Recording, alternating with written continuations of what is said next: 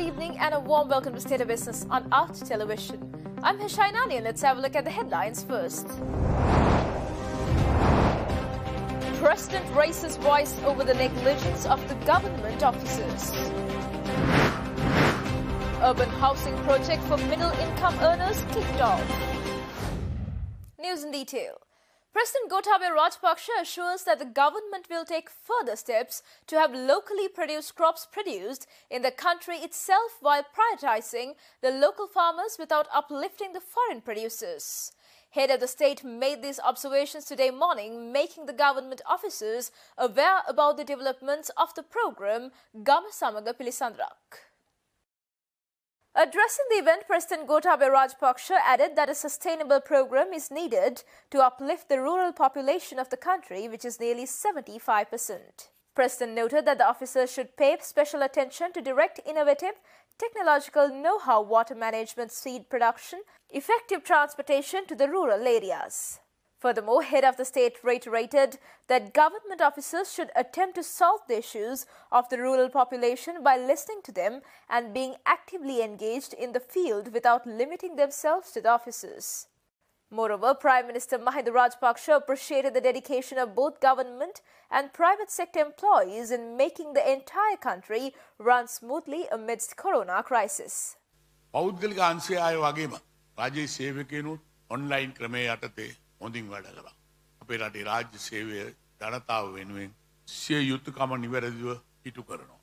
Moreover, head of the Presidential Task Force on Economic Revival and Poverty Alleviation, Basil Rajapaksa, added that further steps will be taken to address the issues of the rural farmers, such as the threats posed by the wild animals on the harvest. Addressing the awareness program for public officers in the Gama Samaga Pilisandarak national program, President Gotabaya Rajapaksa stressed that there are nearly 800 projects which are not implemented due to the negligence of the government officers, but that the government is repaying the foreign debts taken for these projects. And Mama Haruna Hamudani Ladari Kwashen, Anuradhapura districtke Gamaka Wage, Dawasala Hilatino. විශේෂම කැපිදිගොල්ල ප්‍රදේශයේ මේ මෑතකදී අපි ගියා.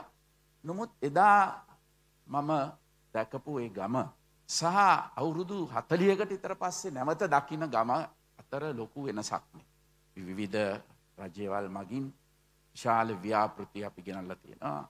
වාරි මාර්ග ව්‍යාපෘති, මාර්ග ව්‍යාපෘති, මේ ව්‍යාපෘති තිබුණත් අපි බලාපොරොත්තු වෙන ඒ සංවර්ධනයේ ගම තුල අපි තවම දකින්නේ. විශේෂයෙන්ම නිලධාරීන් හැටියට අපි කළ යුත්තේ ඒ ජනතාවට ජීවත් වීමට අවශ්‍ය පහසුතාවය ලබා දෙන්නට ඕන. ඉතින් නීති රීති විශාල ප්‍රමාණයක් තියෙනවා. නමුත් මේවා නිසා අපිට පුළුවන් කමක් නැහැ. ඒ ජනතාවට අවශ්‍ය ඒ ජනතාව ජීවත් වීමේ මොකද ඒ අය තමයි අපේ ජාතිකය ගෙනියන්නේ.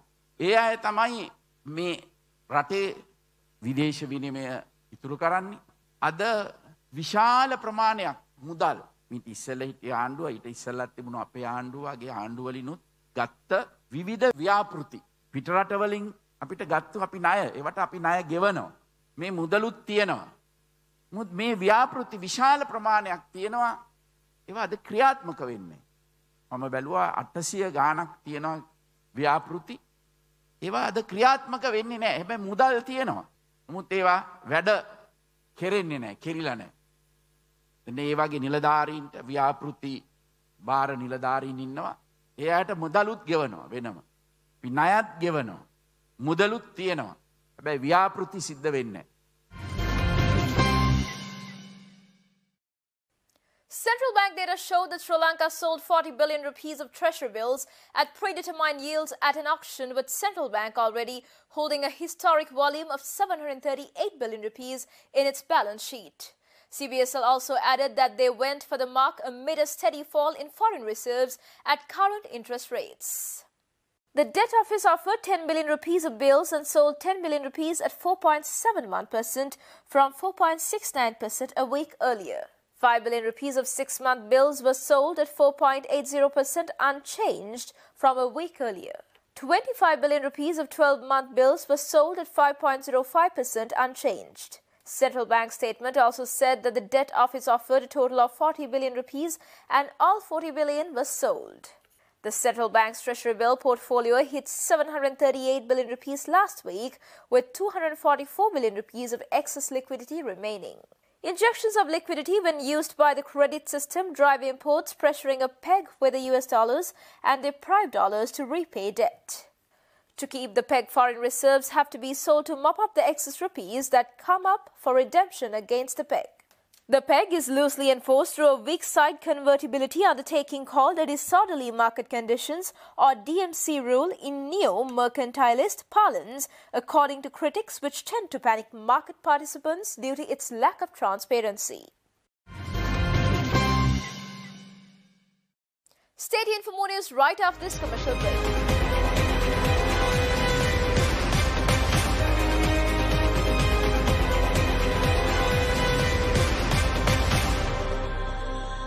Welcome back after the break. The construction was commenced for the proposed affordable housing project for middle-class category yesterday at Stadium Gama in Kothena. Once completed, the whole project will facilitate for 1,000 middle-class category families who are looking for a permanent shelter, keeping another pledge given by the presidential manifesto by President Gotabaya Rajapaksa. The project is being implemented in Kothena within the municipal council limits of Colombo, and it is just 3 kilometers from the center of Colombo. 1,000 housing units have been proposed for the Stadium Gama project, and the first phase will go for 210 units. Each apartment tower will consist the ground floor and another 15 floors. Ground floor will consist courtyard, shops, community hall, maintenance office, nursery and daycare center, common toilets, police post, fire commanding center. Each housing unit will include a living room, 2 bedrooms, kitchen, washroom and a balcony. Gotabaya Rajapaksa මැතිතුමා ජනාධිපතිවරයා වශයෙන් පත් වුණාට පස්සේ නොවැම්බර් මාසේ 16 වෙනිදා 2019 එදා සිට අද වනතුරු අපි හැම වැඩක්ම කරේ යම්කිසි සැලැස්මකට අනුව. ඒ සැලැස්ම තමයි සෞභාගී දැක්ම ප්‍රතිපත්ති ප්‍රකාශය ක්‍රියාත්මක කිරීම. ආවට ගියාට කිසිම දෙයක් සිදු වුණේ නැහැ. ඒ සියල්ල සැලසුම්සාගතව ක්‍රියාත්මක වෙනකොට මම හිතනවා සමහර වෙලාවට ඒ කරපු වැඩවලට මාධ්‍ය වලින් හරියට සාධාරණීය ඉෂ්ට වුණාද කියලා මම දන්නේ නැහැ. તો සමහරවිට මේ කාලේ අපි කතා කරේ බොහෝ දුරට මේ කොරෝනා ප්‍රශ්නය ගැන විතරයි. ඒ ගැන අපි බොහෝ දේවල් කතා කළත් ඒ කොරෝනා ප්‍රශ්නේ මැද්දේ රට හදන වැඩපිළිවෙල ඉදිරියට ගිය හැටි ගැන සමහර වෙලාවට අපි හරියට කතා කරේ නැහැ. සෑම අමාත්‍යාංශයකින් වගේ විශාල වැඩ කොටසක් මේ කාලය තුල සිද්ධ වුණා.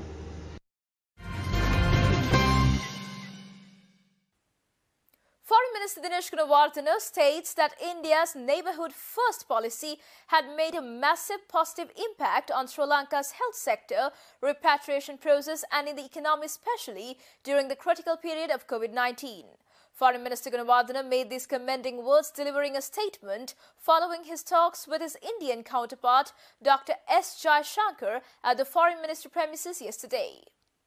During our talks, we focused on multiple areas of mutual cooperation in the identified sectors of the economy, finance, trade, commerce, defense, security and fisheries, cultural and particularly on the ongoing COVID-19 pandemic and the post-COVID era that we are moving forward to, and efforts we have jointly taken since the outbreak last year. We agreed to continue our current momentum, coordinated and close dialogue in these areas in order also to curb illegal activities and our continued cooperation in the BIMSTEC, IORA and SAARC. Green economy is complemented by the vast blue economy that our surroundings are naturally gifted with. Our continued dialogue in this area will provide strength and movement to the future. Meanwhile, during the joint press briefing, Indian Minister of External Affairs, Dr. S. Jaishankar, yesterday assured an early follow-up on several important opportunities to Sri Lanka in special zones such as pharmaceutical manufacturing and tourism. There are many proposals under discussion, including in infrastructure, energy and connectivity. Their early implementation is obviously in our mutual interest and would definitely accelerate Sri Lanka's economic recovery. Let me also stress that Indian business is strongly interested in investing in Sri Lanka. We have discussed some important opportunities in the course of yesterday and today, including in special zones for pharmaceutical manufacturing, as also in tourism. I will ensure an early follow-up from the Indian side. It is in Sri Lanka's own interest that the expectations of the Tamil people for equality, justice, peace and dignity within a united Sri Lanka are fulfilled. That applies equally to the commitments made by the Sri Lankan government on meaningful devolution, including the 13th Amendment of the Constitution. The progress and prosperity of Sri Lanka will surely be advanced as a consequence. Stay tuned for stock updates.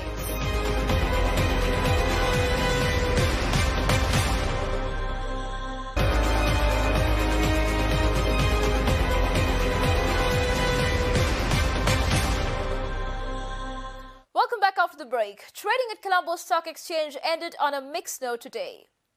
The All Share Price Index gained 61.08 points to close at 7,097.84 and the S&P SL 20 dropped 10.63 points to close at 2,692.56.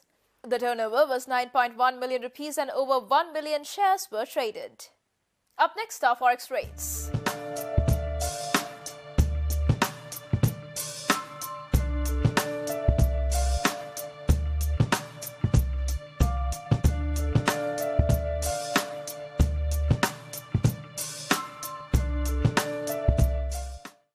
That's all news for today. See you tomorrow with State of Business at the usual time. Until then, take care and good night.